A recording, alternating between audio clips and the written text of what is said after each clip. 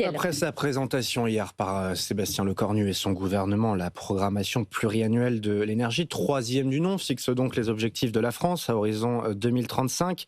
Sur le nucléaire, aucune surprise, juste une confirmation. 6 réacteurs EPR2 seront construits, 8 autres restent en option et pourront être confirmés dès cette année. Là où ça bouge en fait, Margot Faudéré, c'est sur le renouvelable. Effectivement, coup de frein d'abord sur le solaire. Il faut dire que les objectifs qui avaient été fixés en 2022 à Belfort par Emmanuel Macron étaient très élevés.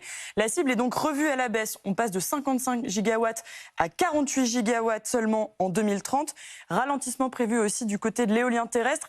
L'idée, ce n'est plus d'installer de nouvelles capacités, mais d'augmenter la capacité des mâts existants. Là aussi, ça se traduit par une fourchette revue à la baisse.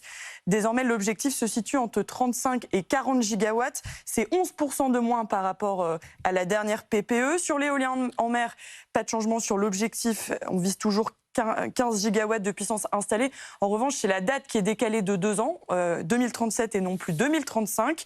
En fait, un seul secteur tire son épingle du jeu, c'est l'hydroélectricité. Là, les objectifs sont revus à la hausse pour augmenter les capacités de barrage de 11% par rapport à aujourd'hui. Malgré cela, au global, la nouvelle copie énergétique diminue la part des renouvelables dans notre mix énergétique. En fait, c'est plutôt l'objectif général qui est important, celui d'atteindre 60% d'énergie décarbonée dans notre consommation à horizon 2030.